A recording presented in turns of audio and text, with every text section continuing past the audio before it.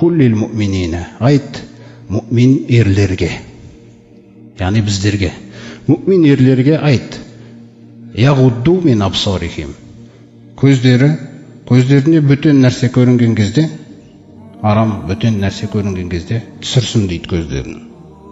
Мен бақылап тұрмын ғой дейді. Кім не істеп жатыр білем дейді. Көрдіңіз ба? Көзге бір рет көрініп қалу ол болады, заңды дейді пайғамбар саллаллаху алейхи вассалам. Өйткені сен ойламаған жерден көрініп қалды бір нәрсе. Сосын жаңағы екінші рет қарайғыңыз келген кезде айт иман келтірген құлдарыма дейді. Мұъминдерге айт, яғудду, көздерін түсірсін дейді. Қарамасын дейді. Уаяхфазу фуружахум. Сосын көздің харам нәрсе деген Алла Тағала істің басы неден басталатыны, сосын іс немен аяқталатынын білдіріп жатыр да мына аятта әдеппен. Қараңыз, көздерін түсірсін және мүшелерін қорғасын дейді.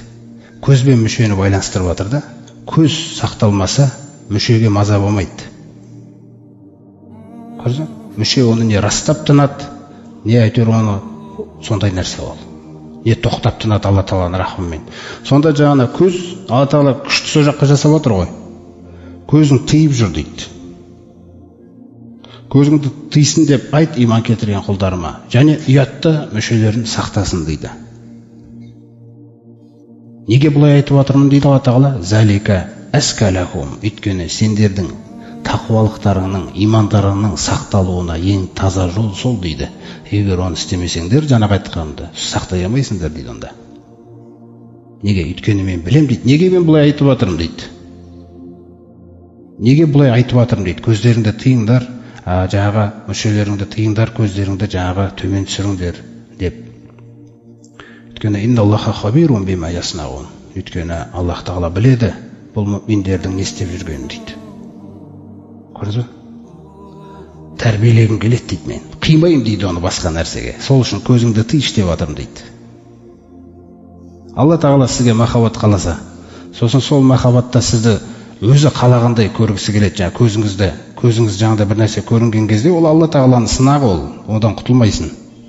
Бірақ сол кезде көзіңізді тыйған кезде, оның сізге деген махаббаты, түсіндіңіз ба? Қандай да ол? Осылай сақталады ғой бүкіл нәрсе. Ең басты мәселе, әрбір істе отырған жеріңде Алла Тағалаға ұнау ғой, кетіп баратқан жеріңде Аллаға деген ұнауды, Алланың назарын жоғалтып алмауды. Сол үшін айтып жатыр. Сосын мына қағиданы әкеледі. Жалғыз ерлер емес дейді, бұндай нәрсемен жаңағы ұрынып қалуы мүмкін. Әйелдер де ұрынып қалады бұндай нәрсеге. Сондықтан ей пайғамбар саллаллаху алейхи вассалам айт: "Ва куллил муъминат", иман келтірген әйелдерге де айт дейді. Міне, көрдіңіз ғой, екі жақта да бар екен да бұл нәрсе. Иман келтірген әйелдерге де айт: "Яғдудна мин абсарихинна", ана көздерін тыйсын дейді, бөтен ерлерді көрген кезде. "Ва яхфазна фуружахунна", және де ұятты жерлерін сақтасын дейді оларда. "Вала юбдина зинатахунна илля ма захара минха", сондай-ақ әйел затын Аллах Тағала жаратқан кезде өзіңіз жалпы әйелдің затын, әйел затын өзі сұлулық, әшекей қылып жаратқан екен өзі. Міне сол зейнеттерін көрсетпесін дейді. Мен ашуға рұқсат еткен жерлерінен басқасын. Түсіндіңіз ба? Сосын айтады, әйелдерге байланысты көп нәрсе айтады, өйткені қозғаушы күш сол екен негізі қоғамда. Жаңағы нәрсе қозғап жіберетін да. Соқтан оларға қарап тұрсаңыз, аят көп созылып отыр қазір. Оларға сосын айт дейді: "Вали ядрибна бихумурихинна аля жуюбихинна". Мынау жаңағы аяттар түскенге дейін әйел кісілерде өзімізде ауылдағы сияқты мына жерде кеуде ашық тұрады ғой былай. Мынаны жуюб деп атайды. Жуюб деп атайды да бүйтіп ашық тұратын нәрсені. Сосын олар орамалды таққан кезде арт жағына тағатын. Біздікілер өзіміздегі арт жағымызға тағамыз бүйтіп. Бірақ мына жақта ашық тұрады. Сосын Алла Тағала жаңа аят түсіреді: "Айт оларға, салсын ана орамаларын тек қана арқа жағын емес, алдындағы ойықтарында жапсын" дейді аятта. Көрдіңіз бе? Ана еркектің көзін әкететін жақтардың бәрін жабыңдар деп жатыр ғой. Аяңдар ана еркектерді деп жатыр анау. Міне. Олар еркек болғанмен әрбір адам әлсіз жаралған. Көмектесіңдер аналарға. қарайтын нәрсе қалдырмаңдар деп тұр ғой жалпы. Түсіндіңіз ба? Сондай мағынада соны айтып жатыр. Жапсын ананы деп жатыр да. Вәлә юбдина зинатахунна, өздерінің әшекей рұқсат етілетін мынау ашылатын жерлері, шаш мысалы дегендей, мынау білектері былай. Мынау сән деп отыр аталы бұны. Әйел затына қалай жүрді? Мынау сәндерің дейді сендердің. Әркімге көрсетпе дейді аны. Қараңыз қандай.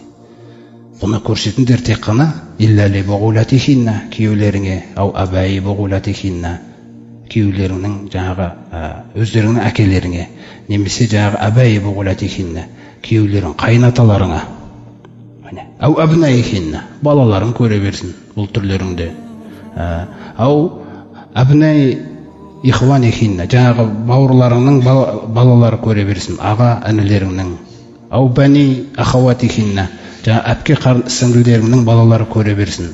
Заңды қойып беріп жатыр да тала түгелін. Осы нәрселердің бәрін. Өз бауырларың, әпкелерің, қарындастарың, ау нисаихинна, өздерің араласып жүрген әйелдер.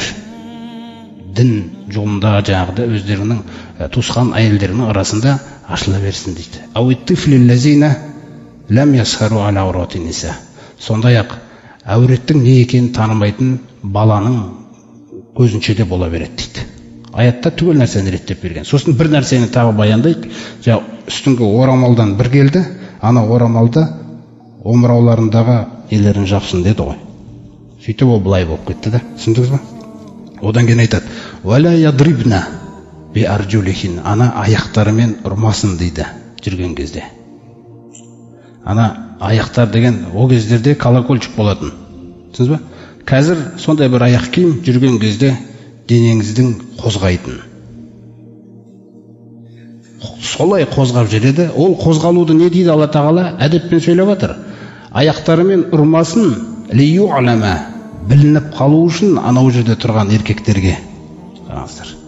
Ма юхфина мин зинатихинна, жасырып жүрген сәндері көрініп қалмас үшін дейді да. Жалпы бұл нәрсені айтып жатқан себебім дейді: ей еркектер, ей әйелдер, ватубу илаллахи жамиған. Жалпы осы қарау, қарамау, бір-бірлеріңе жаңағы нелеріңді көрсетпеу тұрғысынан дейді, түгелдерің тәубаға бірдей келу керексіңдер дейді. Көрдіңіз ба? Түгелдерің бірге тәубаға келмесеңдер қиын болады дейді біраз. Сынақ болады бұл біраз уақытқа дейін да. Айюхал муъминун лааллакум туфлихун. Барлықтарың, әйелдерің, еркектерің қосылып бірге тәубаға келмесеңдер осы мәселеде, жаңағы аяттаға байланысты мәселеде, сол кезде ғана сендер табысқа жетесіңдер дейді. Ал оған дейін енді шыдаңдар, күресіңдер, көрсетіңдер иманның адам екендеріңді деп отыр ғой.